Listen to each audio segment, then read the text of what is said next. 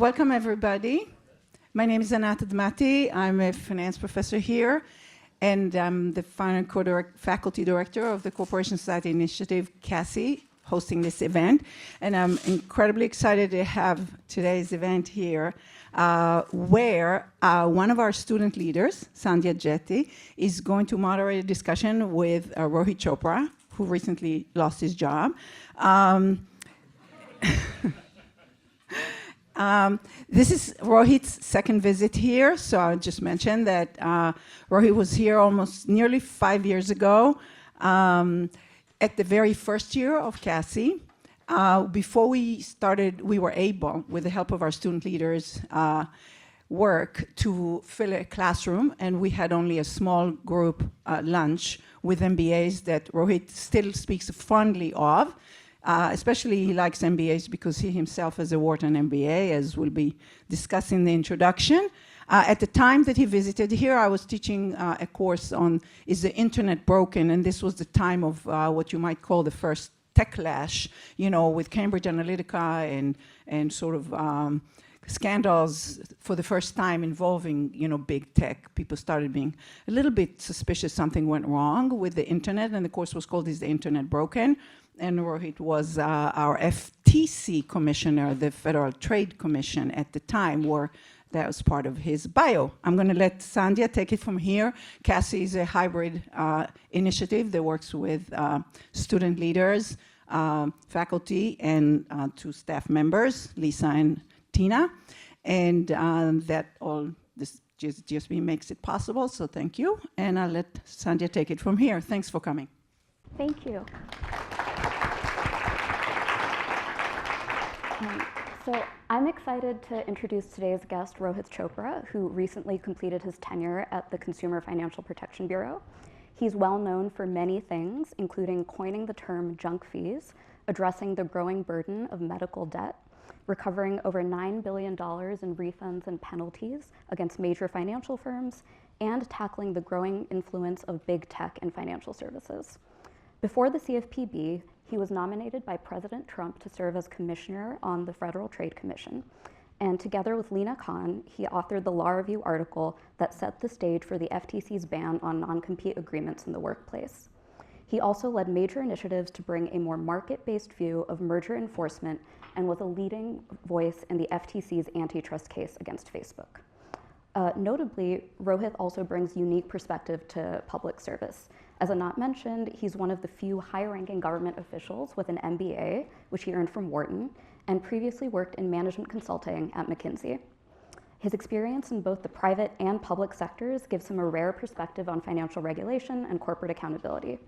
Rohit also completed his undergraduate studies at Harvard and was a Fulbright Fellow in South Korea. And today we'll discuss his tenure in government, the evolving landscape of financial oversight, and what the future holds for these critical issues. So please join me in welcoming Rohit Chopra.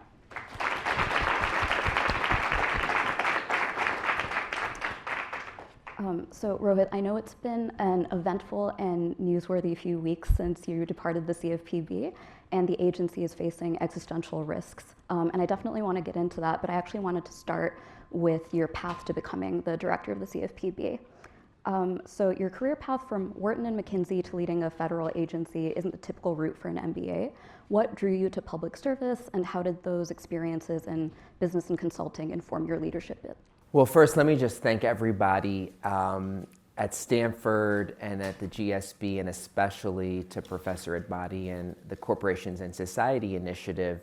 I've come to Stanford before, and I just think it is so important for people who will be leading enterprises, who will be investing in the businesses of the future, that we start really thinking about, is the normal playbook that we used for the past 40 years, 1980 to 2020, was it badly broken?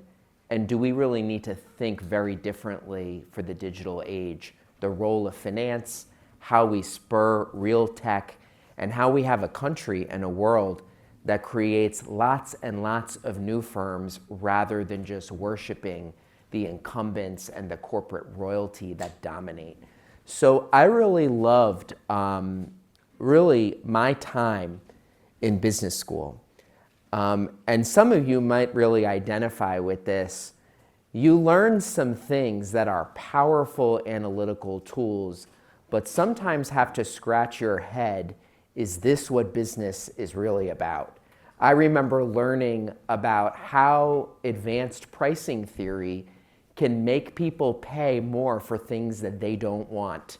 Or how do you organize your business strategy with the goal of making sure you can create a moat around your business that no one can really challenge? And I think that's really some fundamental questions of, if we really believe that business and enterprise is a way to create prosperity and progress, isn't there a fundamental tension between incubating lots of new activity or simply allowing the dominant players to rule with really no challengers breathing behind their back? So I actually was pretty shaken.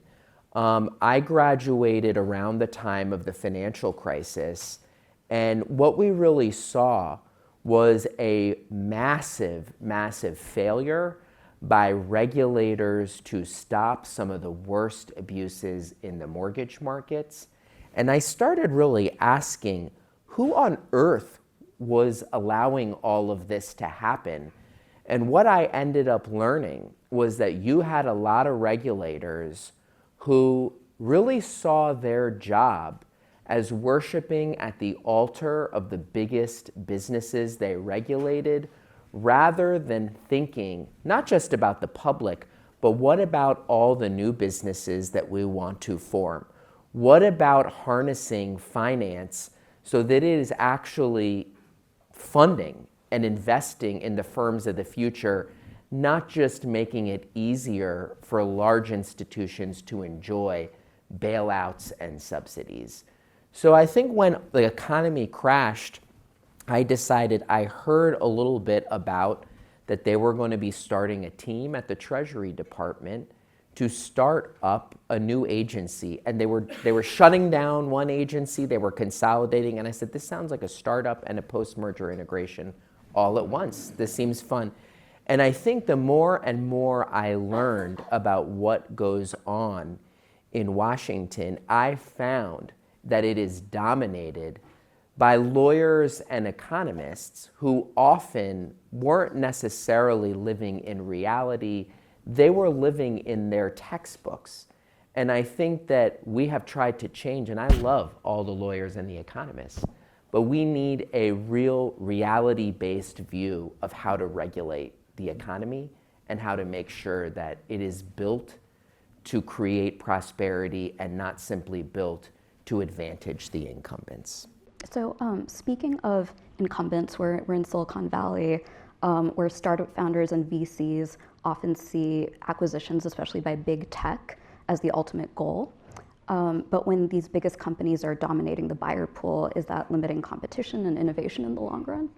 Yeah, I think this is a real issue for me, which is that you actually have, and you can hear this from a lot of investors, that in their investment thesis about who to fund, they are upfront thinking about who they could exit to. And I don't think it's really positive to think about an investment with the purposes of selling it to maybe 4 or 5 big buyers. And here's what we found. When I got to the Federal Trade Commission, we found very obvious red flags in all of these merger filings where the purpose of the acquisition of the big tech firm or big pharma firm was catch and kill, which is this entity, this startup, they are a threat to us and end it right now. Because if you think about what they're trying to communicate to their investors, they want to see durable earnings that keep growing. And if someone is going to disrupt that cash flow stream, the most strategic thing to do is to end that risk. And what way to do it? We see it all the time of massive series of acquisitions, I mean, gobbling up companies. And I asked myself, what if one of those companies with the right type of financing, with the right access to capital, maybe they could unseat that incumbent and provide even more choices for consumers. And we have seen this in so many different acquisitions. So I would like to see a financing and investment structure that actually allows firms to get, not just be small and exit to a big guy, but actually to have a real path to becoming a big guy on their own. And I think that's a fundamental problem that we have right now in the way firms are financed and the way that investors see their returns. Yeah, and I guess one set of companies that are kind of trying to challenge these incumbents, especially big banks, are fintechs, and they are actually appreciative of the CFPB for taking on big banks, but pushing back on its scrutiny of innovations like buy now, pay later, early wage access, and digital payments. So how do you balance between allowing innovation to happen but protecting consumers from risk? So that's a totally false choice. There is no real trade-off between, I think, the two. What we want to make sure is we want companies creating great new products that solve actual needs that people have. And if you are innovating based on regulatory arbitrage, that I'm going to make sure that I'm not subject to certain oversight, or that I'm going to be able to get away with not following certain types of rules, you create competition based on lawyers, not on science, not on products and services, not on customer service. So here's what we found, for example, in buy now, pay later. Buy now, pay later is a really good alternative for so many people, because in some ways you can get an interest-free loan and be able to pay things off. But really what we looked under the hood with a lot of those companies is that over time, buy now, pay later was not proprietary technology. It was just layaway, a reverse layaway, but really in the digital future. And so we thought to ourselves, this is something that is just like borrowing other types of loans. And we should make sure that it is accurately disclosed, that when you return the product, that you actually can get your money back. Basically, the fundamental things that consumers would expect, they shouldn't have a totally different experience based on what they do at checkout. So I think what you find is you find a whole set of startups, new companies that are sort of desperate to be and have clarity about what rules they should follow. And you have others who think that their way of creating value is just to sort of sidestep the long-standing protections that have existed on every other product. And I think the way we want our economy to innovate on customer service and new ideas, not kind of just like working some legal loopholes. I don't think that creates material growth.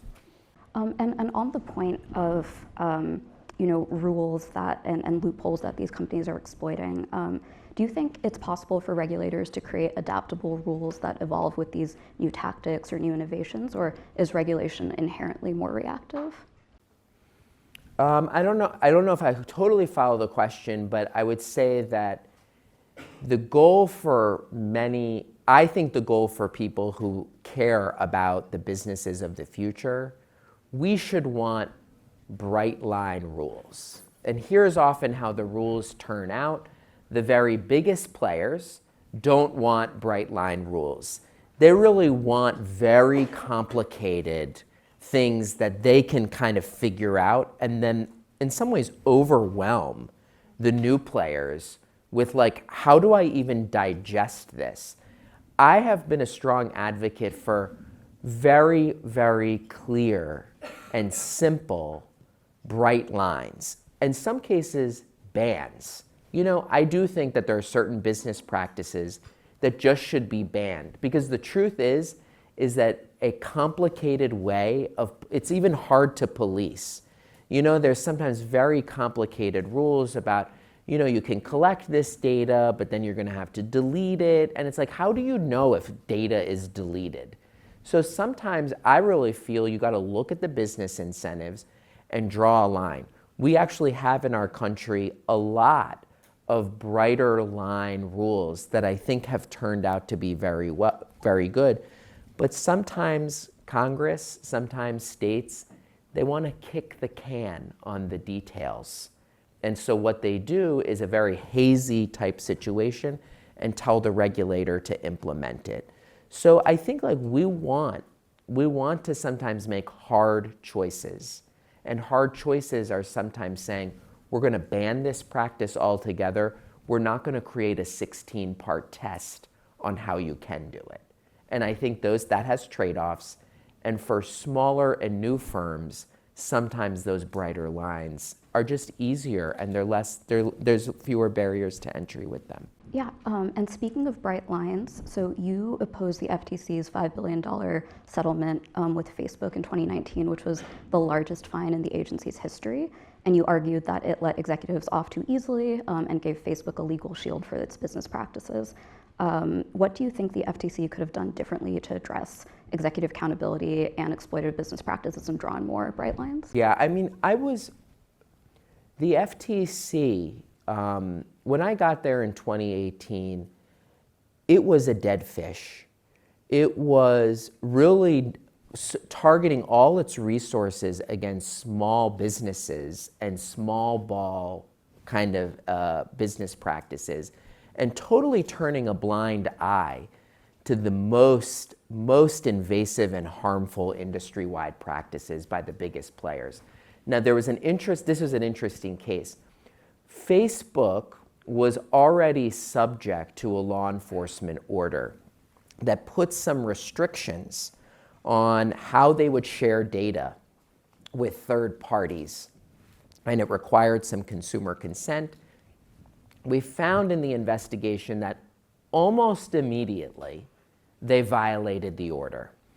And they violated the order and profited from it for years. And I think that we sometimes have to ask ourselves, when law enforcement agencies get these headline-grabbing fines, is it actually a deterrent? But if the company was making more profit from the illegal activity, I think that's an incentive, because they didn't face any meaningful consequences. And here is what is a major subject of private litigation right now. Facebook negotiated, as part of this record-breaking settlement, a special immunity clause for its executives that directed the law-breaking. And to me, that just feels almost like it feels like a bribe, that you're paying off to get an immunity clause.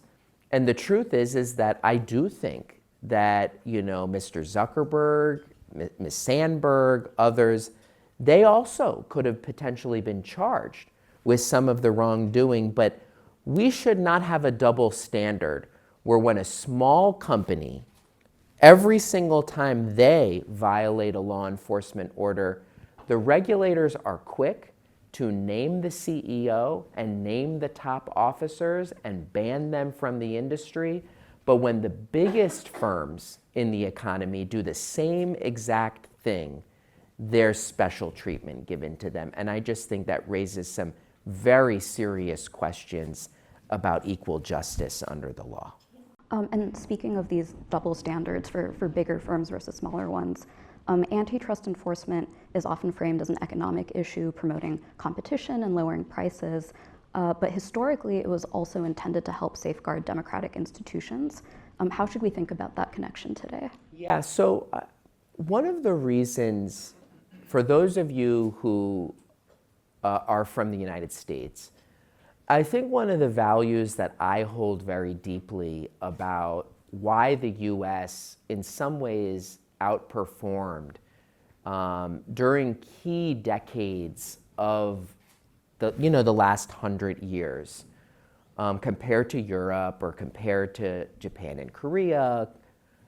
It's one of the things we did is, instead of depending on national champions or very, very concentrated industries, we saw that our real drivers of progress and innovation were going to be from our small and mid-sized firms. And whether it was telecommunications, whether it was biomedical sciences, whether it was consumer technology, we really benefited from that. And I think the other part of this argument is that we were very suspicious throughout a century ago of the biggest players in the industry using their political connections to get special government benefits that gave them a leg up against their competitors. Subsidies, other types of bailout facilities.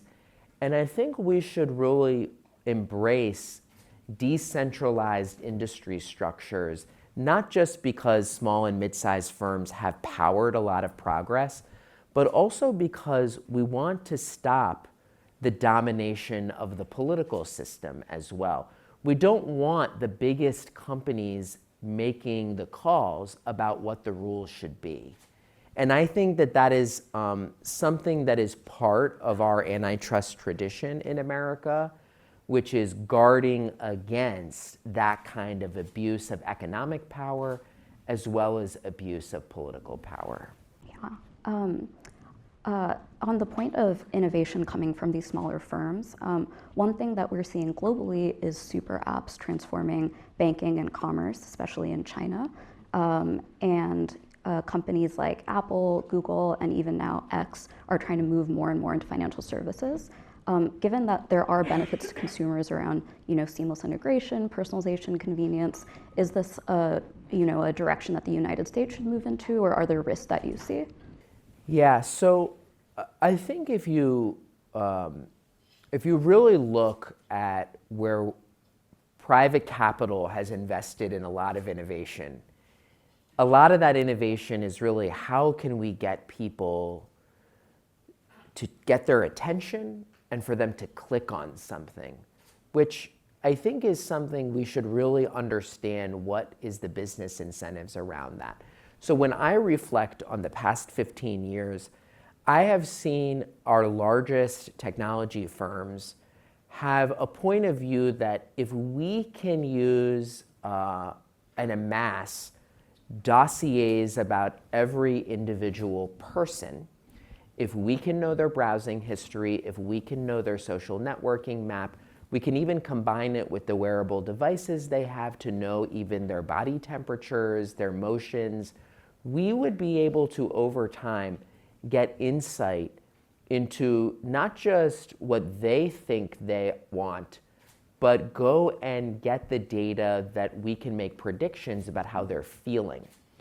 And one of the things that has been a really noteworthy aspect of what we see in China is the ubiquity of WeChat Pay, Alipay, where it's not just a social media or e-commerce platform, it's also a way in which you pay for things. And so they can know how much you are willing to pay, where you pay, who you were with, who you last talked to, and what you last looked at online, in order to curate a sense of what might be your willingness to pay based on your emotions or based on your physical geography. So we have seen, I think, some real problems with this. We know, and there's been news reports, this has been years ago, that two people standing next to each other late at night calling a ride share, that there's a difference sometimes in price between what a male user gets and a female user price gets. We know that in as much that people, a firm knows what the reason you're buying something, that might change the dynamic price they give you. So we have not had a public discussion about whether we think personalized or surveillance-based pricing is in the public interest. I tend to be very worried about personalized pricing becoming endemic in the economy, because it raises some questions about should a firm have that kind of information asymmetry with the consumer in order to price a good, and where does it end? Does it end, can you price medicine that way? Can you price transportation that way? We have prohibitions on pricing based on certain characteristics in lending and other sectors. So I really think we have to have some public debate about whether this type of pricing is appropriate, but that is clearly where things are going in America. We know that when you search for, people who use iOS devices are getting different prices than Android users. We just know that it is happening. And you know, I'm from the Philadelphia area, and I always like to think one of the best consumer protections invented in Philadelphia was by a guy, John Wanamaker. He had one of the first department stores, and he was one of the first to put price tags. And price tags was saying, everyone who wants this good, this is the price that they will pay for it. And we know that it is different when you go to an auto dealer, when you go to arrange certain types of other services. You negotiate, you bargain. And I think that that is something that would have some real costs if consumers have to worry that if they search for a product, not only are they being stalked with that ad through the digital world, but will the price change based on what they're thinking? Yeah, and on that note, that seems to be a consumer protection that people can agree is important. And in your departure letter to President Trump— And let me just say, it's also a real competition issue, because the largest firms who have integrated with the biggest pools of data will have an enormous advantage. And I think that also is something we have to think about, that does that surveillance-based pricing change the market structure to make it even more difficult for small firms to compete? Sorry to interrupt. Oh, no problem. The point around, surveillance operations on Americans, that's actually one of the areas of agreement that you highlighted in your departure letter to President Trump around areas that you saw common ground. Why do you think the issues that you mentioned, resonate across party lines? Yeah, I think one of the things that has been really useful to watch is that there's a lot more skepticism of elites who make predictions or determinations about our lives. You look at the field of economics right now, where the economists' ability to forecast during the pandemic, the economists' ability to understand what are the effects of different mergers, basically their predictive capacity is really in question. And so what you really are seeing is, I think, both across the ideological spectrum, a real suspicion about concentrations of power, whether it's government or whether it's corporate power. And I think that that is something for everybody who is going to be leading enterprises, starting enterprises, just sort of an important moment that we're in. And I think there are a lot of issues. President Trump campaigned on capping credit card interest rates. You can debate whether or not that's a good idea, but certainly the credit card industry is now dominated by just 5 or 6 players, and they have been able to push interest rates up way higher than the Fed has raised rates. And it's just a less competitive market than it was. So I think there was, when we were at the FTC, on a bipartisan basis, brought some of the big antitrust cases. And you see that in the state level enforcement. So there is a new consensus when it comes to skepticism of corporate domination. And I guess given all the efforts that are currently underway to dismantle the CFPB, then do you think these areas of common ground, there will be some opportunity to see them through in this new administration? Yeah, I was removed from office 2 weeks ago, and there's a new group there, and I have no clue what they are up to. I think it is totally weird to defund all of the police that oversee Wall Street and big tech, because that is baiting a major problem for people across the board. And I don't know, I think this is just very strange, because you should want the public to have the laws enforced rather than just deleting laws that you think that are not in the best service. So we will see. I have noted that there is work that has been done that when there's research done on public opinion, scores enormously high across the ideological spectrum. The only place it is controversial is with lobbyists in Washington and some of the dominant incumbents that they represent. So we'll see. But I have no idea what will happen, but I certainly hope that if we have rules on the books, that there will be law enforcement to enforce them, because the only people who will be disadvantaged, of course consumers will be, but it will be all the law-abiding businesses and the small businesses that do follow these laws. They will be disadvantaged. Yeah, and so Wall Street is certainly celebrating the CFPB and these other regulators losing their power. And last week on Pod Save America, you were asked to respond to the former CEO of ITT Tech, who said you should be taken to Guantanamo Bay for, quote, an aggressive regimen of water sports, end quote. And a few days ago, it was reported that the CEO of JP Morgan Chase, Jamie Dimon, talked about how we don't actually need the CFPB and then used an expletive to describe you. Would you like to respond to Mr. Dimon? Well, I guess I would say this. I think that it is true that some of our corporate executives of the largest firms, they don't want a watchdog, they want a lapdog. They want someone who will obey them. And I understand, where they have concerns right now, because, for example, President Trump in his speech at Davos called out Jamie Dimon and Brian Moynihan by name for their business practices. President Trump publicly said, we will not be having Jamie Dimon in our administration. So I understand it's an emotional time for him.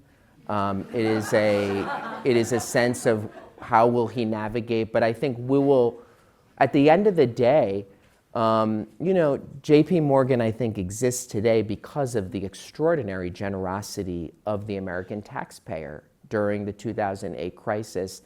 And I would hope that every big bank CEO would believe in the rule of law, and that laws are on the books and they benefit from them being enforced. He's coming here next week, so I'll pass along the message. Speaking of the generosity of American taxpayers, as CFPB director, you also served on the FDIC board and were in the room when regulators voted unanimously to backstop all of Silicon Valley Bank's deposits. Could you share more about what shaped your vote and what lessons should be taken from that crisis? The failure of Silicon Valley Bank and Signature Bank and First Republic was really gut-wrenching. I think that most of the public had not even heard of these three banks. And one of the things that was really noteworthy, months before, there were a number of us who were really worried about banks that had uninsured deposits of 90% plus. They were buying lots of Treasury securities. The Fed was raising rates quickly. And you saw that very, very rapidly, and I vividly remember this, on Wednesday, a bank based here in California, Silvergate Bank, agreed that it would wind down. It was a bank that mostly did work with crypto platforms. They wound down, and Silicon Valley Bank made a very, very weird announcement about its capital raise, and immediately you saw those uninsured depositors run. And it was happening throughout the system. It was happening very, very rapidly. Silicon Valley Bank didn't even make it through the weekend. It failed on a Thursday. And we saw how fragile our banking system is, because it was very poorly regulated in the years prior to it. And so I think that I personally was very skeptical. Everyone was in agreement. We absolutely have to wipe out the shareholders. We have to wipe out all of the equity holders. Certainly, management needed to be dismissed. They failed. I was a little bit worried about in backstopping depositors on an unlimited basis. I had explored whether we could backstop depositors at some higher level to reduce the contagion. I think there was a view that there needed to be a clean message to stop the flight. But the truth is that while we did not bail out the Silicon Valley Bank or First Republic or Signature, those 9 or 10 or 20 banks that would have failed on Monday, they really got some help, because those executives kept their jobs, those equity holders did not get wiped out, and also the very giant depositors at Silicon Valley Bank, who it's been reported, Circle, Roku, there was a large list of them keeping enormous sums of money. They got all their money back. So I think that the response, it did stabilize the system, but it did raise the question of, are the regulators putting enough safeguards in place to make sure things like this do not happen? And I think the answer is resoundingly no. And memories fade so quickly that you saw when there was an effort to implement the international agreement to raise skin in the game for banks, immediately there was Super Bowl ads, there was operatives being hired to follow us, to pitch stories about just complete lies. It was an enormous pushback, and ultimately, we still have serious problems in our banking system because of that. And you mentioned that you were worrying about uninsured deposits, but most of the industry and others probably weren't. And you've said that a regulator's job is to worry about things nobody else is worrying about. Apart from everything going on in federal government right now to reduce the power of regulatory agencies, what are you worrying about?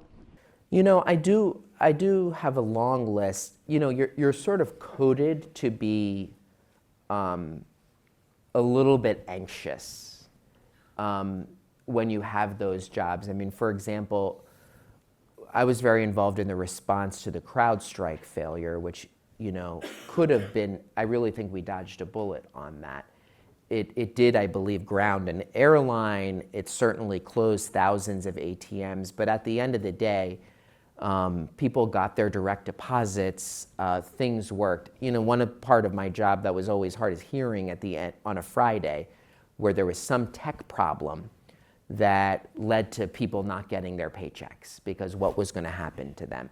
So I worry a lot about extreme concentrations in the technology infrastructure of our firms. There are 3 cloud providers that almost all of American commerce rests on. There are a couple of major providers whose technology is integrated in the energy grid, in the banking system, so much more. And anything that can just go wrong there ends up having this ripple effect throughout the economy. One book that from years ago by Barry Lynn talks about how a tsunami in the shores of Taiwan that takes out a factory ends up having a ripple effect on how I think Dell computers are, just when your supply chains are so concentrated on one and with no redundancy, your ability to recover from failures like this, it's almost like building a skyscraper that only has kind of one core steel beam. And you do need some redundancy in the system if you want to be resilient. I take a daily medication that I need to survive. When the pandemic occurred and you saw there was a list of drugs that were going to potentially not be available, and you find out that we are completely dependent on maybe one supplier or one country, everyone thought that was good because of efficiency. But what happens when actually it's not working? And I think that has to get us really to think as a country about how are we assuring that the production of key services and goods can continue even when there is some sort of disaster or emergency. So I worry about a lot related to that, but I won't go on with others. This will be the last question for me before we open it up to the audience. But public service isn't the most common path for MBAs, but you've shown that it can be a very impactful one. What advice do you have to those of us who are considering a career in public service, whether right after graduating or maybe later in our careers?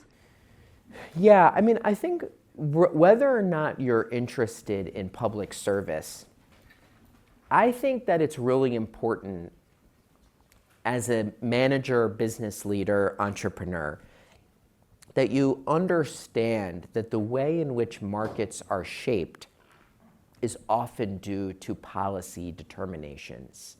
And the democratic process is really what created a very deep and liquid capital market in the US. It is what created foundational scientific discoveries that the private sector builds on.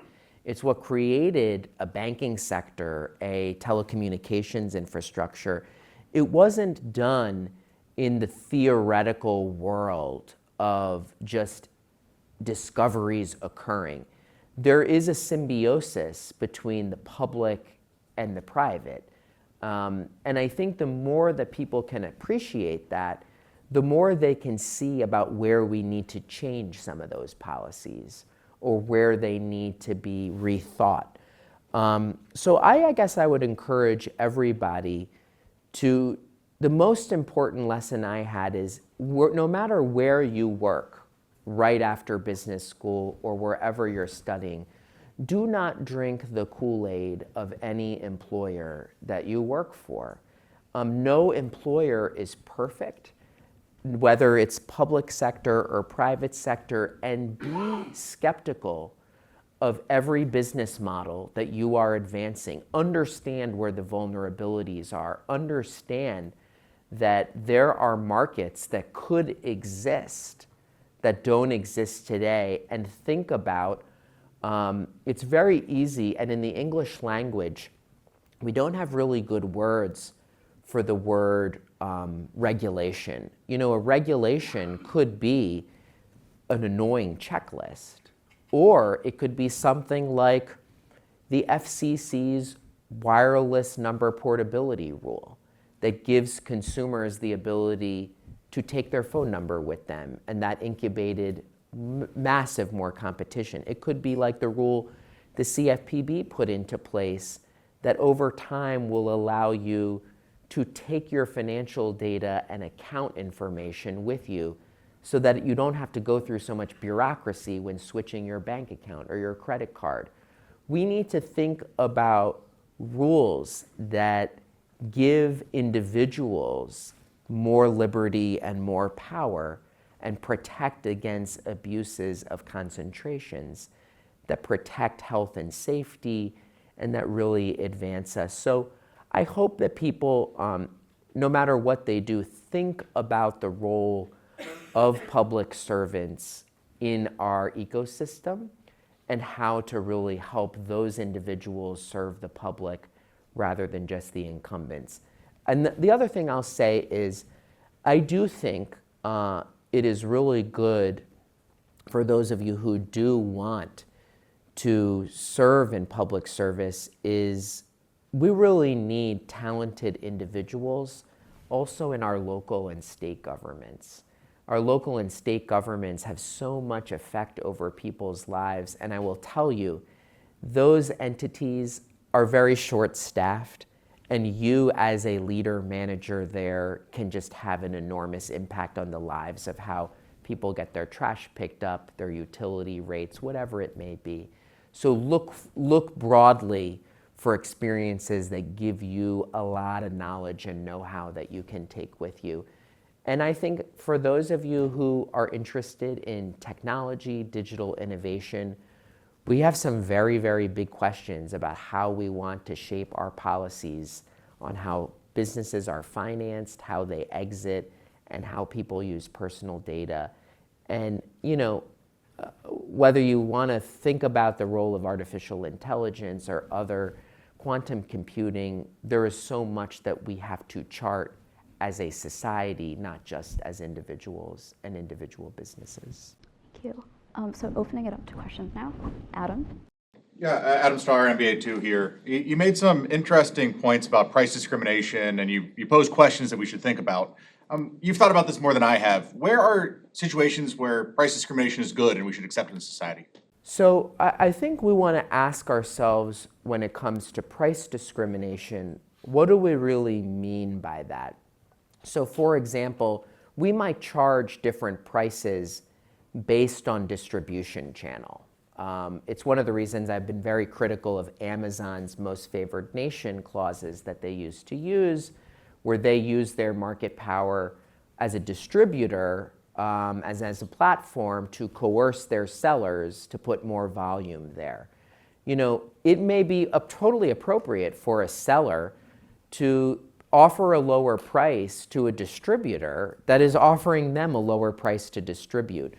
Where I think the line starts getting very different is when are we pricing based on personal characteristics of people that they would not reasonably expect you to know. So it has a sort of surveillance dimension, a privacy dimension to it, which is we understand there might be reasons why two people on the same plane might have been paying different amounts for it. One of them may be getting a fundamentally different product beyond the seat, refundability, other things.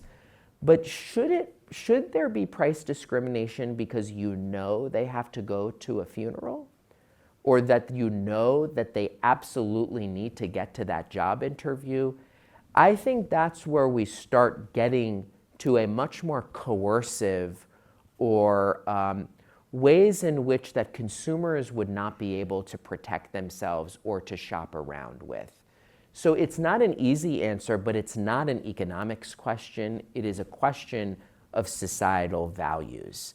And I think that we have to resist the temptation to use the economist's welfare triangles to explain away everything. I'll give another example, which is that when you have so much personal information, one could argue, it's easier to acquire customers, because it's easier to target the individuals who are most likely to want it. That also has to be weighed against, the other attendant harms of that. It's also easier to stalk people. It's also easier to dox people. So I think we have to make sure that we don't fetishize really just theoretical economic models and think about it with these broader set of values, but also the broader set of, does this deter or raise the bar to new entrants? And that is something, the suppression of new entry is something that the economics models have absolutely failed to be thinking about. Zach? So there's been a lot of people have lost faith in government on both sides of the aisle. That's something that's been happening for a while. And that's led to where we are now with Doge and dismantling the CFPB. But consumer protections are very popular. So how do you think you would have done things differently to get the message out that, hey, this is something that we're actually doing well? Does that bring politicians in? Should that have been part of your work? Just curious to hear. Yeah, I mean, it's interesting. I feel like for those of you who study marketing and think about our communications and information ecosystem, I personally don't think we need to be, as public officials, that it's our job to teach people the alphabet soup of agencies and what each of them do and kind of what they did. It's the job of sort of the political leadership, elected officials, about what really are they trying to make sure that government is doing. And it's not just a list of things, but that the values that they're trying to support. So is it true that not everybody knew about all the things we do? That's a given, and that's always been the case. But I do wonder about whether our information ecosystem is increasingly so decentralized that it becomes harder for true facts to disseminate and to be consumed. And part of the way I think we try and think through that is looking at the looking at the information ecosystem and not counting just on legacy media, but really what are the variety of ways that people are consuming information. I do so many videos with influencers, others, because we want to be able to talk to people who are most affected by it. But in some ways that really is a question for those who run for office and how they really communicate their visions and what they accomplished. Priscilla? Hi, Priscilla. I spent some time in fintech and at MasterCard pre-GSB. My question is really on thinking about how we treat banks. Today, we make a discernment between larger banks and smaller banks, particularly those with less than 10 billion in assets. This came up with Rule 1033 that the CFPB worked with. So just wanted to get a sense as to, over time, do you think that we'll be regulating banks more evenly, or will there be this persistent regulation of larger banks differently than smaller banks? Yeah, I mean, generally speaking, I do favor focusing more attention on the largest institutions. When a small bank, Sandhya referenced, I was on the FDIC board, when a small bank fails, it doesn't have a ripple effect on the entire economy. But when some of these, even mid-sized banks failed, there was concern it would lead to a broad collapse. So I do think that it is appropriate to focus on where the risks are to the system. But at the same time, we don't want there to be arbitrage where you can rent the charter of a small bank to enjoy a different sets of gains. So I think that's ultimately, I would defend the use of focusing on large players, but we shouldn't craft laws so that it incentivizes that kind of arbitrage. Hi, thanks so much. I really appreciated your comments about the value of bright lines versus highly complex competition regulations. I had a little bit of experience working on competition policy when I was at the American Embassy in Beijing, supporting White House negotiations on a bilateral investment treaty with China. And at that time, competition policy was really seen as so specialized that it needed to be segregated and separated from our trade policy as opposed to integrated in it. And then later on, when I was working on China's national champions policies, I had the privilege of taking a Harvard Law School class on comparative international antitrust. And people looked at me as if I had three heads because this was seen as such a highly specialized and esoteric course. And finally, when I was at the National Economic Council, I was shocked when the director of the NEC told me that the White House has no perspective on competition policy because it's not kind of in their remit. And I understand that relates to specialized agencies.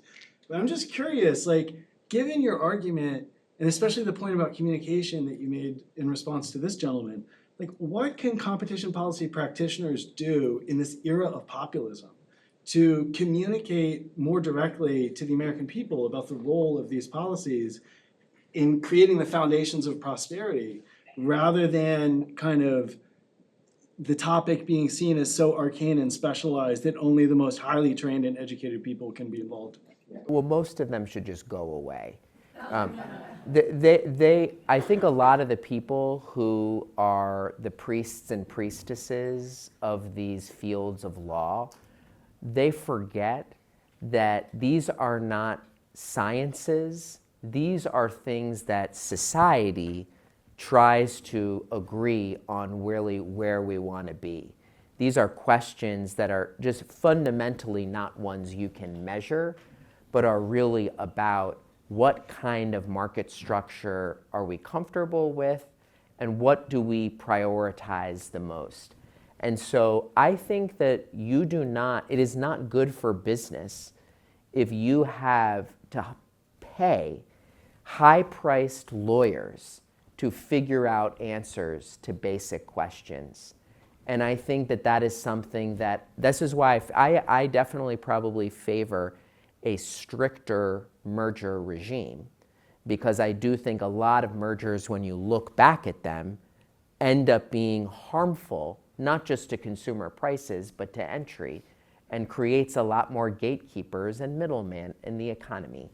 But I am sure that the ways in which we sculpt those policies over time, it's like, well, why don't we follow this 16-part criteria to do it? I think sometimes you just draw a line, and maybe there are some good mergers that don't happen. That's rarely the case, but maybe you clamp down on a lot of bad ones that went undetected. So it is why I think bright lines are good, but you are absolutely right.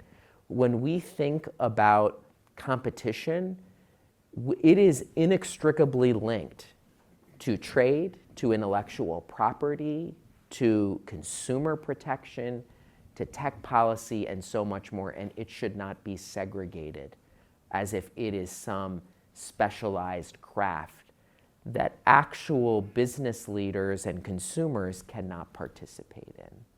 I think we have time for one final question. Are there any from the Zoom? No? Okay. You can go a little more. Yeah, in the back. So I love that you are from Philly and that you told me We won the Super Bowl. the one thing in light of the NFL issues. So I recently had the pleasure of spending $500,000 to get the distribution from my father's trust that was held by Bank of America. And prior to doing that, I contacted the 21 favorite regulators for Bank of America. And after that, the suit evolved.